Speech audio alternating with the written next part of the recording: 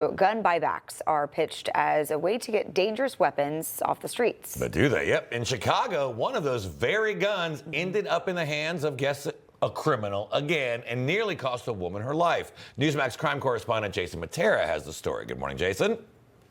Good morning, Mark and Charlotte. So yeah, a woman getting shot hardly raises headlines in Chicago, unfortunately. But a woman getting shot with a gun that was supposed to be destroyed in a city buyback program. That's the scandal, now raising serious questions about what's happening inside one Southside police department. Chicago resident Twanda Willingham was shot with a Glock 21 that had been handed over in a city gun buyback 2 years ago. A program sold as a way to get dangerous firearms off the streets. Instead, according to her recently filed lawsuit, that same weapon went from police custody right back into criminal control.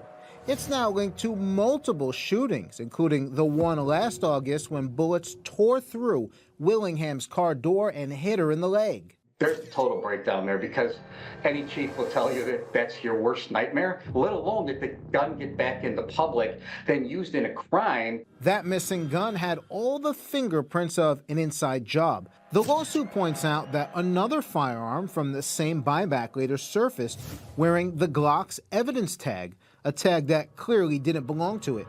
Longtime lawman Tom Weitzel, a former police chief in suburban Riverside, says that doesn't happen by accident, raising the possibility a cop deliberately swapped the tags to cover his tracks. Police officers know weapons, make no doubt, so they'll know when a good one is turned in. Weitzel says it's important to establish where the breach happened because the bottom line here is the gun was under police watch before it wound up in the wrong hands.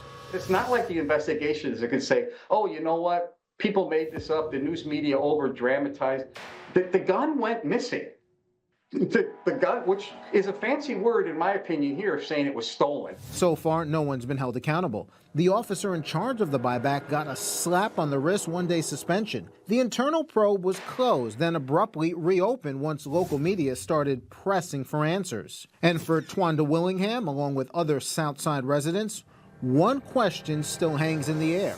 How does a supposed solution to gun violence end up arming the very criminals it was meant to stop? Sometimes police departments want to stick their head in the sand and think it's just going to go away. This is a weapon that went back into the public. It's not going away.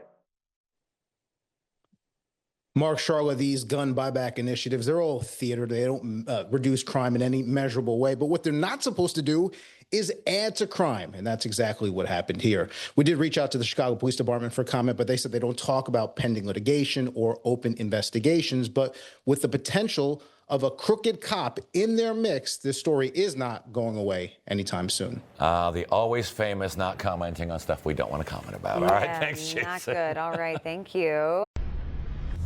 Information. Truth is freedom. Is Newsmax. It's real news for real people.